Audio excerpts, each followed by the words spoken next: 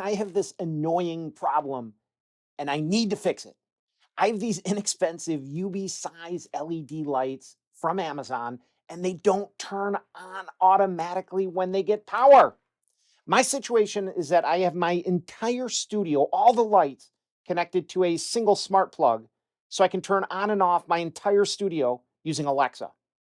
But all but 3 of my studio lights work properly. These 3 inexpensive UBeeSize LED lights have a power switch on the cord, and they have to be turned on and off manually using the button. This is such a drag, as my studio is kind of small and things are packed in, so walking around and crawling around to turn on these lights is a deterrent for me to film.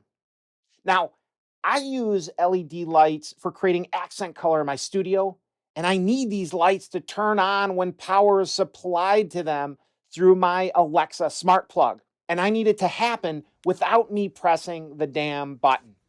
They have to turn on automatically. Fortunately, I have a plan for this annoying problem. So let's see the build preview for the fix for these LED lights in 60 seconds or less.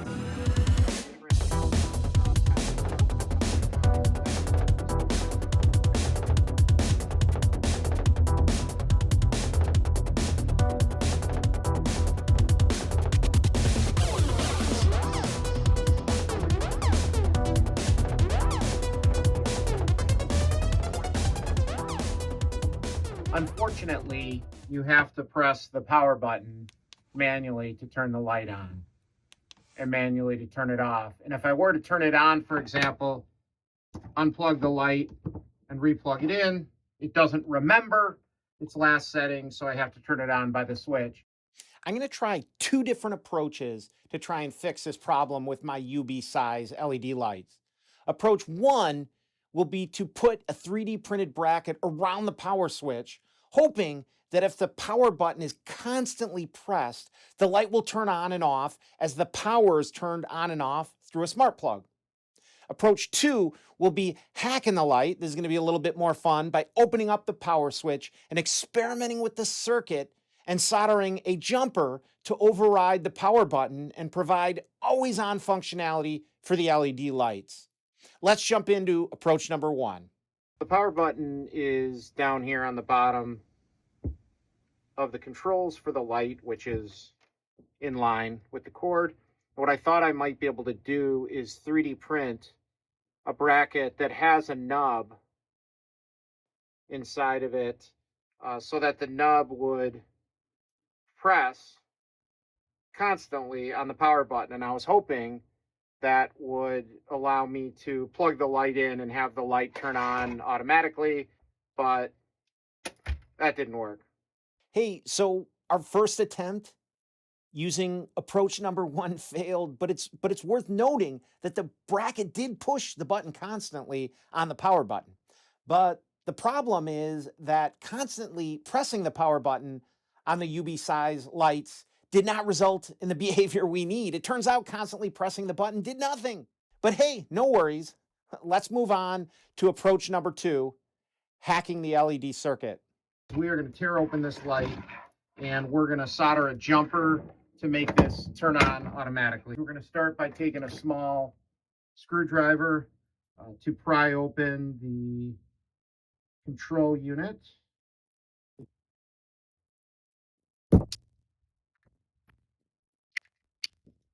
So you can see that we have a circuit board with 5-volt positive and negative coming in, positive being red, negative being the black. And we're going to do some experimentation.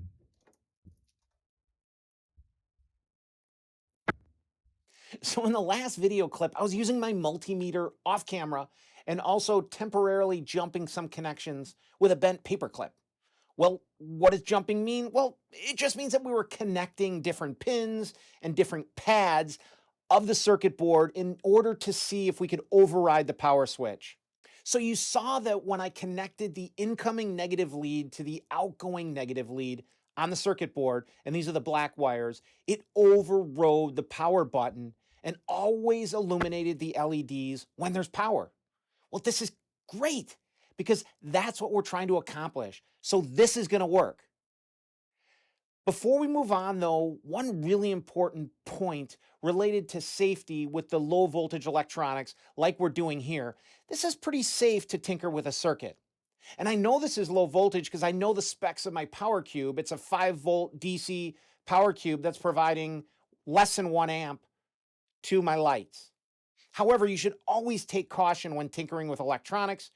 You should never be tinkering with anything that's higher AC or DC volts or amps.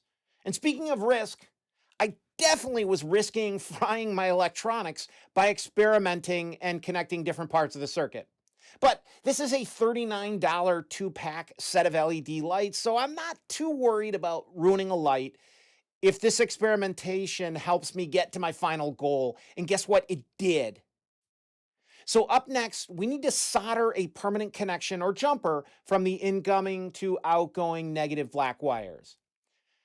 I'm not going to talk a whole lot about how to solder in this video, but I'll provide you a good link to a soldering tutorial in case you want to learn more information on how to solder.